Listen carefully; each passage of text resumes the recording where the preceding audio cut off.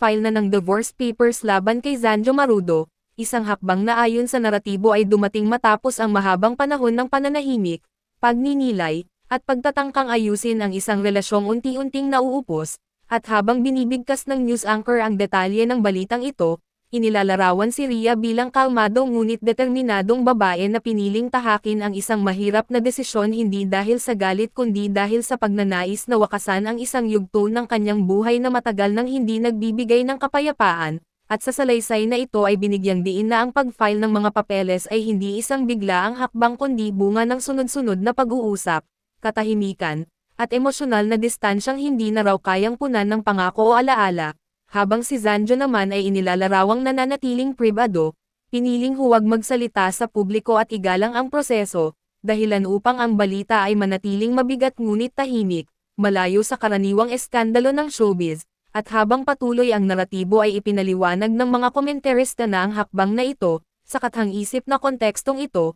ay sumisimbolo hindi lamang ng legal na paghihiwalay kundi ng emosyonal na pagbitaw, isang malinaw na pahayag na minsan, ang pagmamahal ay hindi sapat upang manatili kung ang kapalit naman ay pagod at kawalan ng sarili, at habang kumakalat ang balita sa social media ay iba-iba ang naging reaksyon ng publiko, may nalungkot, may nagulat, at may umunawa, sapagkat ang kwento ay hindi ipininta bilang isang labanan kundi bilang isang tahimik na desisyon ng isang babaeng piniling unahin ang sariling kapakanan, kaya sa huling bahagi ng kathang-isip na balitang ito ay iniwan ang manunood sa isang mabigat ngunit makataong mensahe, na ang pagtatapos ng isang relasyon, kahit gaano pa ito kahirap at kahimik, ay maaari ring maging simula ng muling pagbuo ng sarili, at sa bersyong ito ng salaysay, si Rhea Atayde ay inilalarawan bilang isang babaeng matapang na humarap sa katotohanan, habang ang buong kwento ay nagsisilbing paalala na hindi lahat ng paghihiwalay ay kailangang samahan ng ingay, minsan, sapat na ang katahimikan upang sabihing tapos na ang isang kabanata.